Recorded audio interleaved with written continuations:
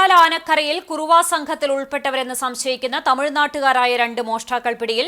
ഒരാളെ മോഷണത്തിനിടയിലും മറ്റൊരാളെ രക്ഷപ്പെട്ട് ഓടുന്നതിനിടയിൽ കിണറ്റിൽ വീണ നിലയിലുമാണ് പിടികൂടിയത്.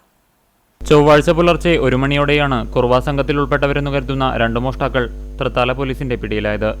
തമിഴ്നാട് തേനി ജില്ലക്കാരായ ആണ്ടിപ്പെട്ടി തുമ്മക്കൊള്ളി സ്വദേശി കരുണാനിധി എന്ന രാജ, രാമനാഥപുരം കിടത്തിരികെ സ്വദേശി ജയരാമൻ എന്നിവരാണ് പിടിയിലാവുന്നത്.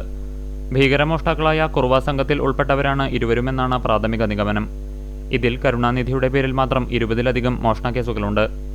ചൊവ്വാഴ്ച പുലർച്ചെ ആനക്കര സ്കൂളിനു സമീപം ആളില്ലാതെ അടഞ്ഞുകിടക്കുകയായിരുന്ന ബാലകൃഷ്ണന്റെ വീട്ടിലായിരുന്നു ആദ്യ മോഷണം.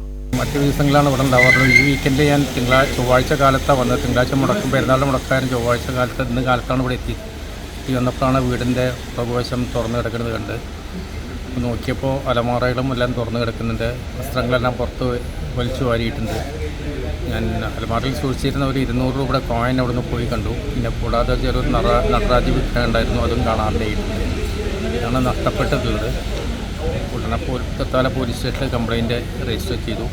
വീടിന്റെ പുറകുവശത്തെ വാതിൽ തകർത്ത് അകത്തുകടന്ന മോഷ്ടാക്കൾ ഇവിടെ നിന്നും 9,000 രൂപ വില വരുന്ന നടരാജ വിഗ്രഹവും നാണയങ്ങളും കവർന്നു.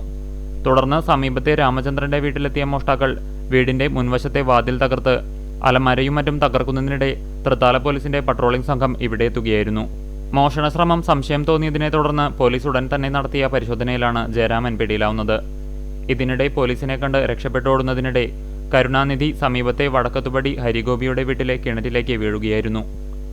കിണറിൽ നിറയെ വെള്ളമുണ്ടായിരുന്നതിനാൽ കരുണാനിധി പരിക്കുകളേൽക്കാതെ രക്ഷപ്പെട്ടു. തുടർന്ന് ഫയർഫോഴ്സ് സംഘം സ്ഥലത്തെത്തിയാണ് ഇയാളെ കരയ്ക്കു കയറ്റുന്നത്. പിടിയിലായ മോഷ്ടാക്കളെ പോലീസ് ചോദ്യം ചെയ്തു വരികയാണ്. ഇവരുടെ സംഘത്തിൽപ്പെട്ട കൂടുതൽ പേർ മേഖലയിൽ എത്തിയിട്ടുണ്ടോ എന്നതുൾപ്പെടെയുള്ള കാര്യങ്ങളിലാണ് ചോദ്യം ചെയ്യൽ പുരോഗമിക്കുന്നത്. പിടികൂടിയ 2 മോഷ്ടാക്കളുമായി ചൊവ്വാഴ്ച വൈകിട്ട് 6 മണിയോടെ ആനക്കരയിലെത്തിച്ച് പോലീസ് തെളിവെടുപ്പ് നടത്തി.